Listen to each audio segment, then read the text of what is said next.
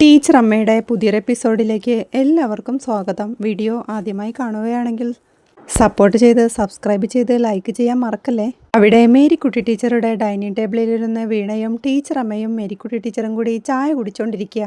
Marykutty teacher അപ്പോഴേക്കും തന്റെ കഥ പറഞ്ഞു തുടങ്ങുന്നുണ്ട്. ഞാനിത് അങ്ങനെ ആരോടും അധികമായി തുറക്കാത്തൊരേടാ. അരസുവിനെ പോലെ എന്നെ അടുത്തറിയുന്ന കുറച്ചു പേർക്ക് എന്റെ കഥ പൂർണ്ണമായി അറിയൂ. അന്നിയിൽ ഇപ്പോഴും എന്റെ കുടുംബമുണ്ട്. അമ്മച്ചി ഇപ്പോഴും ജീവിച്ചിരിപ്പുണ്ട്. എനിക്ക് മുകളിൽ ഒന്നെന്നും ഇളയത് രണ്ടെന്നും എണ്ണാവുന്ന സഹോദരിമാരുമുണ്ട്.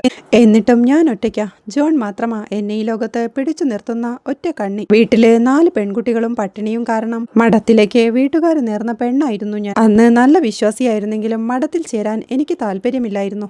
എന്റെ മനസ്സിൽ നിറയെ ജീവിതത്തിന്റെ നിറങ്ങളായിരുന്നു. ഒരു കുടുംബജീവിതമൊക്കെ ഞാൻ ശരിക്കും ആഗ്രഹിച്ചിരുന്നു. പക്ഷേ ഞങ്ങളെ 4 പേരെയും കെട്ടിച്ചു വിടാനുള്ള പാങ്ങൊന്നും അപ്പച്ചനും അമ്മച്ചിക്കും ഇല്ലായിരുന്നു. ഞാനെങ്കിലും മഠത്തിൽ പോയി രക്ഷപ്പെടട്ടെ എന്നാ വീട്ടുകാർ കരുതിയത്. അങ്ങനെ ഞാൻ മഠത്തിലെത്തി. ആദ്യമേ തന്നെ എനിക്കവിടെ പറ്റിയില്ല. പ്രാർത്ഥനയിൽ മനസ്സുറയ്ക്കുന്നില്ലായിരുന്നു. ആ ഘട്ടം എന്നെ വല്ലാതെ അലട്ടി. വീട്ടുകാരും മഠവും തിരുവസ്ത്രവും നിറങ്ങൾ നിറഞ്ഞ മറ്റൊരു ജീവിതവും ആകെ മനസ്സിൽ കൂടിക്കുഴഞ്ഞ് ഒരു ഉത്തരമില്ലാതായി. 2 മനസ്സോടെ തിരുവസ്ത്രമാണിയതെന്ന് കർത്താവ് തന്നെ വെളിപ്പെട്ട് പറഞ്ഞതാ എനിക്ക് സ്വപ്നത്തിൽ തോന്നി. അതെനിക്ക് കർത്താവിന്റെ താക്കീതായും എനിക്കുള്ള ഉത്തരമായും തോന്നി. പിന്നെ അവിടെ നിന്ന് രക്ഷപ്പെടുകയെന്നേ ഉണ്ടായിരുന്നുള്ളൂ. അന്ന് രാത്രി തന്നെ ഞാൻ മഠം ചാടി. പുറം ലോകത്തെപ്പറ്റി ഒരു ചിന്തയും ഇല്ലാതെയാ മഠം ചാടിയത്. വീട്ടിലേക്ക് തിരികെ മടങ്ങാനും നിർവാഹമില്ല. ഭയമില്ലാത്ത കാലം, തല ചായ്ക്കാൻ ഇടമില്ല, പറയാൻ ഒരാളില്ല. നീ ആരാണെന്ന് ചോദിച്ചാൽ എന്തുത്തരം പറയണമെന്നറിയാത്തൊരു കാലം. ഒട്ടും സുരക്ഷിതമല്ലാതായി കാര്യങ്ങള്. ഇരുട്ട് വീണാൽ കഴുകൻ കണ്ണുകൾ മേത്തു വീഴും. ബസ് സ്റ്റോപ്പിലെ വെയിറ്റിംഗ് ഷെഡിൽ രാത്രിയിരുന്ന എന്നെ ഉപദ്രവിക്കാൻ വേണ്ടി 2 യോഗ്യന്മാർ വന്നു. നല്ല സുന്ദര കുട്ടപ്പന്മാരാ എന്ന് പറഞ്ഞ് മേരിക്കുട്ടി ടീച്ചർ അക്കാര്യം ഓർത്തെടുക്കുന്നുണ്ട്. മേരിക്കുട്ടി ടീച്ചർ ബസ് സ്റ്റാൻഡിൽ ഇരിക്കുമ്പോൾ 2 പേർ ബൈക്കിൽ വരുന്നതും ഒന്ന് കുറുകി നോക്കാമെന്ന് ഒരാൾ പറയുന്നതും ഇത് നടക്കും, അല്ലാതാരെങ്കിലും ഈ നേരത്ത് ഇവിടെ വന്നിരിക്കോ എന്ന് കൂടെയുള്ള ആളും പറയുമ്പോഴേക്കും അവർ 2 പേരും കൂടി ബൈക്കിൽ നിന്നിറങ്ങി ബസ് സ്റ്റോപ്പിലിരിക്കുന്ന മേരിക്കുട്ടിയുടെ അരികിലേക്ക് എത്തുന്നുണ്ട്. അവരെ കണ്ട് മേരിക്കുട്ടി ടീച്ചർ പേടിയോടെ എഴുന്നേൽക്കുമ്പോഴേക്കും അതെ റൂമുണ്ട് വായെന്ന് പറഞ്ഞ് അവർ വിളിക്കുമ്പോഴേക്കും അതുവഴി സൈക്കിളിൽ വന്ന ജോണിന്റെ അച്ഛൻ ബീഡിയും വലിച്ച് അവരെ ശ്രദ്ധിച്ചുകൊണ്ട് നിന്ന് അവരുടെ അടുത്തേക്ക് കയറി ചെന്ന് എന്താടാ പ്രശ്നം എന്ന് ചോദിക്കുന്നുണ്ട്. പരിഭ്രമത്തോടെ അവർ ബസ് കയറാൻ എന്ന് പറയുമ്പോൾ ഏത് ബസ് കയറാൻ? അടവിറക്കല്ലേടാ നിങ്ങൾ ആ ബൈക്കിലല്ലേ വന്നത്? യൂണിയൻകാരുടെ കൈച്ചൂട് അറിയണ്ടെങ്കിൽ എടുത്തോണ്ട് ഓടിക്കോ. പോടാ എന്ന് പറയുമ്പോഴേക്കും അവർ പേടിച്ചോടുന്നുണ്ട്.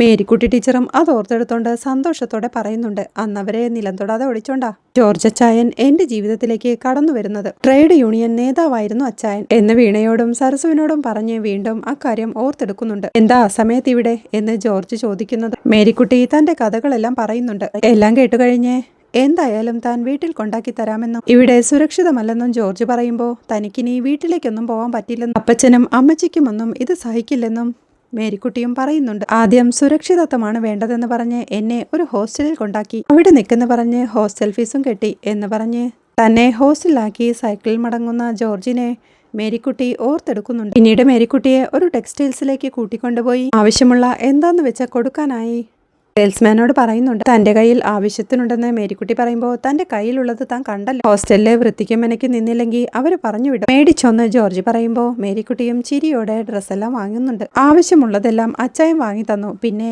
ഇങ്ങനെ നിന്നാലൊന്നും ഒക്കില്ലെന്ന് പറഞ്ഞു. എന്തെങ്കിലും പഠിക്കാൻ നിർബന്ധിച്ചു. നീ ടീച്ചറാവുന്നതാ നല്ലതെന്ന് പറഞ്ഞ് എന്നെ TTCക്ക് ചേർത്തു എന്ന് പറഞ്ഞ് അക്കാര്യവും ഓർമ്മിച്ചെടുക്കുന്നുണ്ട്. ഈ കടമൊക്കെ ഞാൻ എങ്ങനെ വീട്ടുമെന്നാ? ഒത്തിരി നന്ദിയുണ്ട്. ഇങ്ങനൊന്നും ആരും ചെയ്യില്ല എന്ന് മേരിക്കുട്ടി ജോർജിനോടായി പറയുമ്പോൾ കണ്ണീരിന്റെയും വിയർപ്പിന്റെയും വിലയറിയുന്ന ഒരു തൊഴിലാളിയാണ് ഞാൻ. ഇതിന്റെ കടമയാണെന്ന് ജോർജും പറയുന്നുണ്ട്. എന്റെ പഠന ചിലവെല്ലാം അച്ചായൻ തന്നെ നോക്കി. എന്തൊരു മനുഷ്യനാണ് അയാളെന്ന് എനിക്ക് പല തവണ തോന്നിയിട്ടുണ്ട്. ഒട്ടും ആൺനോട്ടമില്ലാത്ത ആ മനുഷ്യന്റെ കാലിൽ മനസ്സാ ഞാൻ എത്ര തവണ വീണിട്ടുണ്ടെന്ന് അറിയോ? തല ഉയർത്തി നിന്നൊരു നേതാവ് എന്നെ അടുത്ത് സംരക്ഷിക്കുമ്പോഴും അദ്ദേഹം ഒരകലം വെച്ചിട്ടുണ്ടായിരുന്നു. പിന്നീടാണ് അത് പഠിപ്പില്ലാത്തതിന്റെ ജാള്യതയാണെന്ന് എനിക്ക് മനസ്സിലായത്. പഠനകാലം മുഴുവൻ എന്റെ എല്ലാ കാര്യങ്ങളും നോക്കി. TTC കഴിഞ്ഞ് വൈകാതെ തന്നെ എനിക്ക് ടീച്ചറായി ജോലി കിട്ടി. വടക്കായിരുന്നു ആദ്യ നിയമനം. എന്നെ യാത്ര അയക്കാൻ അച്ചായൻ വന്നപ്പോ നിങ്ങളെ കളഞ്ഞിട്ട് എനിക്കങ്ങനെ പോവാൻ കഴിയില്ലെന്ന് ഞാൻ പറഞ്ഞു എന്ന് വീണയോടായി പറഞ്ഞ് അക്കാര്യവും ഓർത്തെടുക്കുന്നുണ്ട് മേരിക്കുട്ടി ടീച്ചർ. എനിക്കങ്ങനെ പോവാൻ പറ്റില്ല. എനിക്കങ്ങനെ നിങ്ങളെയും കളഞ്ഞിട്ട് പോവാനൊക്കില്ല എന്ന് പറഞ്ഞതോർത്ത് അന്ന് അച്ചായന്റെ മുഖം തിളങ്ങിയത് ഇന്നലത്തെ പോലെ എന്റെ ഓർമ്മയിലുണ്ടെന്ന് മേരിക്കുട്ടി ടീച്ചർ പറയുന്നുണ്ട്. ബന്ധുക്കളെയും കൂട്ടിക്കൊണ്ടുവന്ന് എന്നെ വിളിച്ചോണ്ട് പോ മനുഷ്യ എന്ന് എനിക്ക് പച്ചയ്ക്ക് പറയേണ്ടി വന്നു. അപ്പോൾ പോയ അച്ചായൻ ബന്ധുക്കാരെയും കൂട്ടി വന്നു. ബന്ധുക്കാരെയും കൂട്ടി ഒരു ജാഥയായിട്ട് അച്ചായൻ വന്നത് എന്ന് മേരിക്കുട്ടി ടീച്ചർ പറയുമ്പോൾ അത്രയ്ക്ക് ബന്ധുക്കളോ എന്ന് വീണയും ചോദിക്കുന്നുണ്ട്. ബന്ധുക്കാരെല്ലാം യൂണിയൻകാരാണേ. അതിലാരെയും ഒഴിവാക്കാനുമില്ല. അവർ ഞങ്ങളെ യൂണിയൻ ഓഫീസിലേക്ക് കൂട്ടിക്കൊണ്ടുപോയി. ഞാൻ അവരോട് ഉള്ള കാര്യം പറഞ്ഞു എന്ന് പറഞ്ഞ് അവർ ആ യൂണിയൻ ഓഫീസിൽ വെച്ച് പരസ്പരം മാലയിടുന്നത് ഓർത്തെടുക്കുന്നുണ്ട്. ജോർജ് മേരിക്കുട്ടിയുടെ ജീവിതം അങ്ങ് ഏറ്റെടുത്തു. മേരിക്കുട്ടി തിരികെ ജോർജിന്റെ ജീവിതവും തീരെ ചെറിയ മനുഷ്യരിലും ചെറിയ ജീവിതങ്ങളിലുമാണ് മാതൃകയാകാവുന്ന വലിയ മുന്നേറ്റങ്ങൾ സംഭവിക്കുന്നത്. നവദമ്പതികൾക്ക് എന്റെ അഭിവാദ്യങ്ങൾ എന്ന് കൂട്ടത്തിലെ മുതിർന്നൊരാൾ പറയുന്നുണ്ട്. സന്തോഷത്തോടെ വീണയോടായി യൂണിയൻ ഓഫീസിൽ വെച്ച് ഒരു രക്തഹാരം അങ്ങോട്ട് ഒരു രക്തഹാരം ഇങ്ങോട്ട്, പിന്നെ രജിസ്റ്റർ ഓഫീസിൽ വെച്ച് രണ്ടാളും ഒപ്പിട്ട് രേഖയാക്കി. എന്നിട്ടേ ഞാൻ വടക്കോട്ട് വണ്ടി കയറിയുള്ളൂ എന്ന് പറഞ്ഞ് ജോർജിനോട് സംസാരിക്കുന്നത് മേരിക്കുട്ടി ഓർത്തെടുക്കുന്നുണ്ട്. കാത്തിരിക്കാൻ ഒരാളുണ്ടെന്നുള്ള പ്രതീക്ഷയില് ഇനി എനിക്ക് വണ്ടി കയറാം. പിന്നെ ഞാൻ മടങ്ങി വരുമ്പോ ഈ ബീഡി വലി നിർത്തിക്കോണം, ഇല്ലെങ്കിലേ ഞാൻ ഉമ്മയൊന്നും തരില്ല കേട്ടോ എന്ന് മേരിക്കുട്ടി പറയുമ്പോ അയ്യോ ഞാൻ ബീഡി വലി നിർത്തി എന്ന് ചിരിയോടെ ജോർജും പറയുന്നുണ്ട്. മിടുക്കൻ എന്ന് പറഞ്ഞ് മേരിക്കുട്ടി ചിരിക്കുമ്പോഴേക്കും വാ ബസ്സിന് സമയമായി എന്ന് ജോർജ് പറയുമ്പോൾ താൻ എത്തിയിട്ട് കത്തയക്കാമെന്ന് മേരിക്കുട്ടിയും പറയുന്നുണ്ട്. ആ മനുഷ്യന്റെ മാന്യതയാണ്, ഒരാൾക്ക് വേണ്ടി നിൽക്കാനുള്ള മനസ്സാണ് എനിക്കിഷ്ടമായത്. പക്ഷേ അച്ചായൻ എന്നോട് അടുപ്പം കാണിക്കാൻ വിമുഖതയുണ്ടായിരുന്നു. ഒരു ഉൾവലിയൽ, ഉള്ള ഇഷ്ടം ഉള്ളിലൊതുക്കി മിണ്ടാതെ ബലം പിടിച്ചു നടക്കും. അത് മനസ്സിലാക്കി ഞാനായിട്ടാ അത് പൊളിച്ചത്.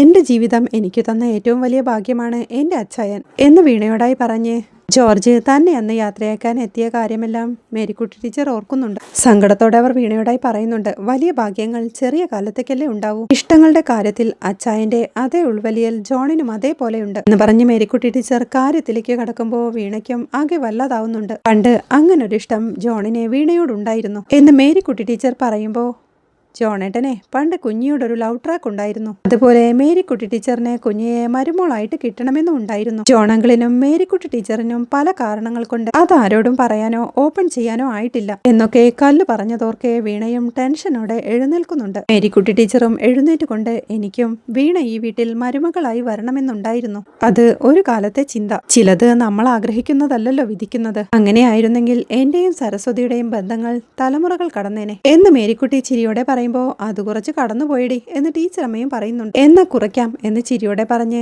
ഞാൻ ഈ കാര്യം ഇവളോടും പറഞ്ഞു. വേറൊന്നിനുമല്ല, കുറെ കാലം ഉള്ളിൽ ഒളിപ്പിച്ചു വെച്ചതാ. അതുകൊണ്ട് ഒരു ഗുണവും ഉണ്ടായില്ല. ഇതിങ്ങനെ കിടന്ന് വല്ലാതെ അസ്വസ്ഥമാവുമായിരുന്നു. ഇനി എനിക്ക് ആ പ്രശ്നമില്ല. ഇതിലൊരു കനവുമില്ലാതെ സുഖമായി ഉറങ്ങുമെന്ന് മേരിക്കുട്ടി പറയുന്നുണ്ട്. നീ ഇത് മുന്നേ പറയാതിരുന്നതാലോചിച്ച് എന്റെ ഉറക്കം പോയി. എനിക്കായി ആ കനമെന്ന് സരസവും പറയുന്നുണ്ട്. ഡി അങ്ങനെയൊന്നും കാണണ്ട, ഞാൻ ഉള്ളിലിരുന്നൊരു കാര്യം പറഞ്ഞു, അങ്ങനെ വിചാരിച്ചാ മതി എന്ന് മേരിക്കുട്ടി പറയുമ്പോ വീണയും ടെൻഷനോടെ തലയാട്ടി സമ്മതിക്കുന്നുണ്ട്. ദേ ഈ കാര്യം ഇനി നമ്മുടെ ഉള്ളിൽ മാത്രം ഇരുന്നാൽ മതി എന്ന് മേരിക്കുട്ടി ടീച്ചർ പറയുമ്പോൾ ടെൻഷനോടെ നിൽക്കുന്ന വീണയെ കാണിക്കുന്നിടത്താണ് ഇന്നത്തെ എപ്പിസോഡ് അവസാനിക്കുന്നത്. വീഡിയോ ഇഷ്ടമായാൽ സപ്പോർട്ട് ചെയ്ത് സബ്സ്ക്രൈബ് ചെയ്ത് ലൈക്ക് ചെയ്യാൻ മറക്കല്ലേ.